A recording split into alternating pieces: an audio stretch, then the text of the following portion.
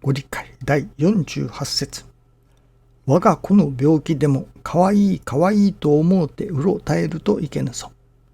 言うことを聞かぬときに、ままよと思うて放っておくような気になって信心してやれ。おかげが受けられる。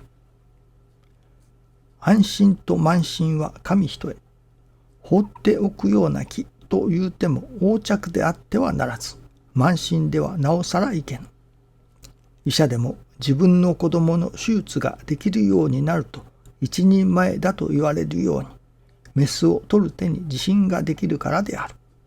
信心も子供の病気だけでなく、さまざまな難儀に直面したとき、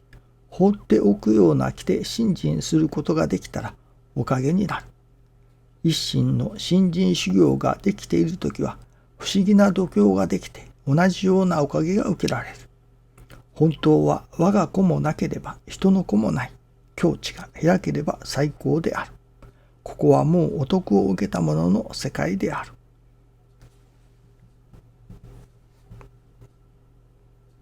今日はこの放っておくような気になってとお得を受けた者の世界であるということについて、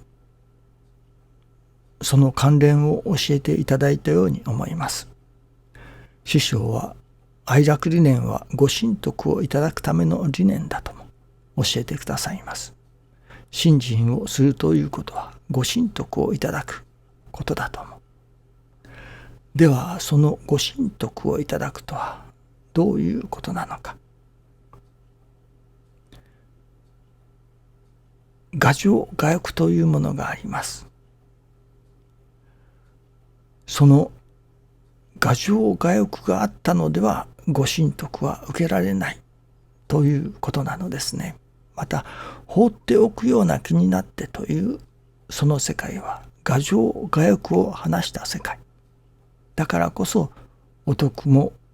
受けられるということになりますね。師匠が布切れ一寸米一粒買いませんという修行をされたと。それはどういう意味があるのだろうかと今一つ判然としませんでしたが、神様のおかげをいただかねばということであろうとは思ったのですけれども、もう一つのことが今日分からされましたことは、それは師匠が己の牙城牙欲を離されたということだと思いますね。牙城牙欲を離すぞと決心をされたということだと思います。教祖様も神様から欲を離して人を助けてくれと頼まれておられますね。もし神様からご神徳をいただく、それは力ですね。そのいただいたご神徳、そのいただいた力で自分の牙城牙欲を満たすことに使うということであれば、それこそ大変なことになりますね。あの人が邪魔だからどっか行ってほしいとか、あれが欲しいからこれが欲しいからということに神様を使う、いわばそのいただいたご神徳を使うようなことであったのでは、これは大変なことになりますね。その牙城牙欲がいよいよ膨らんでくることでしょう。なるほど、私どもに牙城牙欲があったのでは真の助かりは得られません。その牙城牙欲が難儀のもとになっておるものですね。その難儀から逃れる、助かることのために牙城牙欲を離すということは一つあります。と、もう一つ今日いただきますのは、その牙城牙欲があったのではご神徳を受けられないということですね。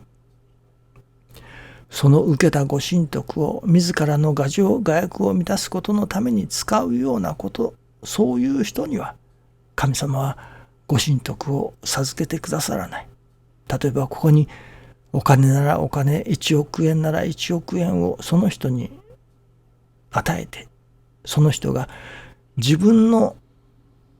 弥勒のことのために使うならば、それは与えられない。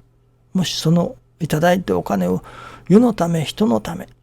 人が助かることのためにそのお金を使うのならば、それはいくらでも与えようということになりはしませんか。ですからご神徳をいただこう。それはご神徳をいただいて自分の牙城牙欲を満たすことのために使おうというのではなく、そのいただいたご神徳を人が助かることのために、神様のお役に立つことのために使わせていただこうというご神徳であって、初めて神様が授けてくださるということになりますね。